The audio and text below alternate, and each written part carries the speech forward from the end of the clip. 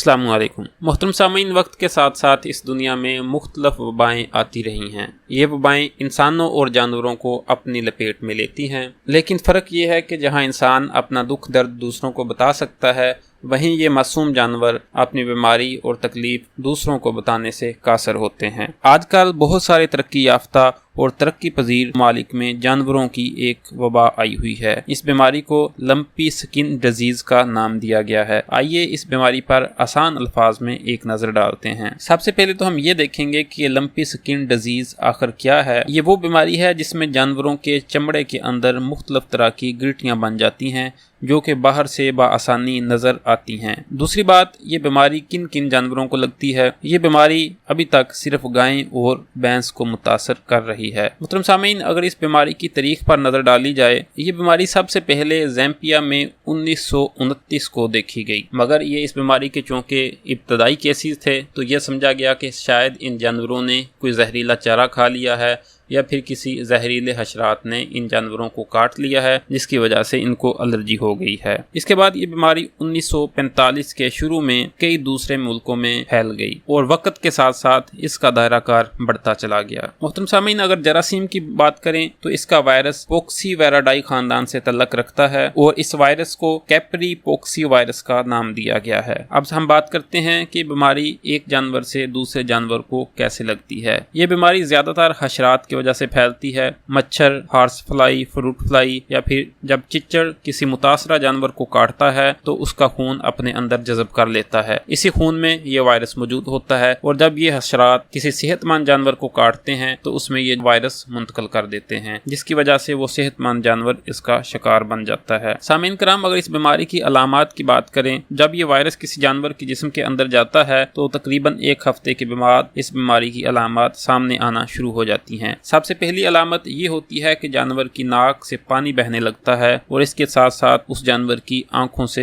आंसू भी निकलना शुरू हो जाते हैं। दूसरी अलामत में उस जानवर के अगले और पिछली टांगों की बगलें सूज जाती हैं और अगर उनको हाथ लगाकर देखा जाए तो वो सख्त महसूस होती हैं। इसके साथ साथ मुसलसल 1 हफ्ते तक तेज बुखार भी रहता है और वो जानवर जो दूध दे रहे होते हैं उनकी पैदावार में एकदम बहुत ज्यादा कमी वाक़या हो जाती है। इसी दौरान उस जानवर के जिस्म पर गिल्टियां बन जाती हैं जो ज्यादातर सर, गर्दन, दूध देने वाले अज़ू और अज़ूए तनासल पर मौजूद होती हैं। ये गिल्टियां चमड़े के अंदर बनी हुई होती हैं जबकि बहुत से केसेस में ये गोश्त के अंदर भी बन जाती हैं। मुंह और नाक में मौजूद गिल्टी की वजह से जानवर की नाक और मुंह से बहुत ज्यादा पानी निकलता है। ये पानी वायरस से भरा हुआ होता है। बाज़ औक़ात यूँ होता है कि गिल्टी वाली जगह दरमियान से फट जाती है, यानी जो गिल्टी होती है उसका मुंह फट जाता है और ऐसी गिल्टी कई माह तक जानवर को परेशान करती रहती है। बाज़ औक़ात ये होता है कि 1 या 2 गिल्टियां जानवर की आंख में भी बन जाती हैं जिसकी वजह से वो जानवर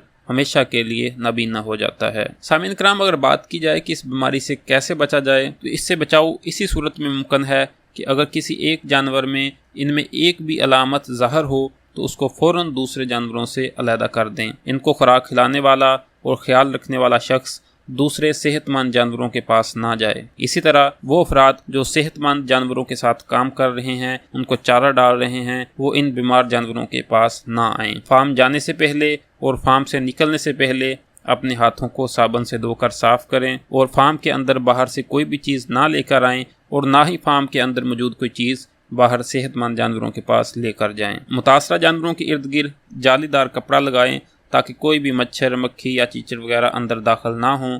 अपने फार्म पर मुसलसल नज़र रखें। अगर कोई एक जानवर भी मुतासरा मिलता है तो बाकी सेहतमंद जानवरों का भी टेस्ट करें। सामीन कराम, अब हम इसकी हलाकत की शरह पर बात करते हैं। अमूमन जानवरों के मरने के चांसेस 1 से लेकर 5% तक होते थे, लेकिन कभी कभार अगर ये जानवर शदीद बीमार हो जाएं तो ये शरह 40% तक जा सकती है और ऐसा आजकल देखने में आ रहा है। लंपी वायरस से मुतासरा जानवरों की हलाकत की शरह पाकिस्तान में बहुत ज़्यादा बढ़ चुकी है। अब हम बात करेंगे कि इस बीमारी का इलाज क्या है। क्योंकि ये एक वायरल बीमारी है, इसका मंबा एक वायरस है जिसकी वजह से इसका कोई मुकम्मल इलाज दस्तयाब नहीं है। जानवरों के लिए वैक्सीन दस्तयाब हैं जो कि बीमारी से पहले लगाई जाती हैं ताकि जानवर मुतल्लिका बीमारी से महफूज रहे। अगर जानवर मुतासर हो जाता है, का बुखार कम करने, दर्द कम करने, कमज़ोरी से बचाने اور زخموں کی وجہ سے بیکٹیریا سے بچانے سے مختلف ادویات دی جاتی ہیں۔ جانور ٹھیک ہونے تک کئی ماہ لے لیتا ہے، جبکہ جسم سے گلٹی یا پھر ان کے نشانات ختم ہونے میں 1 سال لگ سکتا ہے۔ اور اگر بات کریں کہ کیا متاثرہ جانور کا دودھ یا گوشت استعمال کرنا چاہیے، جی بالکل، کئی مستند ریسرچ اور FAO کی ہدایات کے مطابق متاثرہ جانور کا گوشت اور دودھ دونوں قابل استعمال ہیں اور اس بیماری کا انسانوں پر کوئی بھی منفی اثر موجود نہیں ہے۔ اور سب سے اہم بات، مرے ہوئے جانوروں کا کیا کیا جائے؟ مرے ہوئے جانوروں کو کھلی جگہ، روڈ کے کنارے یا دریاؤں ندی نالوں میں پھینکنے سے اس بیماری کے پھیلنے کی شرح بہت زیادہ بڑھ جاتی ہے۔ ان کو آبادی سے دور لے جا کر زمین میں گڑھا کھود کر دفنا دیں تاکہ دوسرے جانور اس وبا سے محفوظ رہیں۔ سامعین کرام، امید کرتا ہوں یہ معلومات آپ کے لیے فائدہ مند ثابت ہوں گی۔ ایسی مزید ویڈیوز کے لیے میرے چینل کو ضرور سبسکرائب کیجیے گا۔ اگلی ویڈیو تک کے لیے اللہ حافظ۔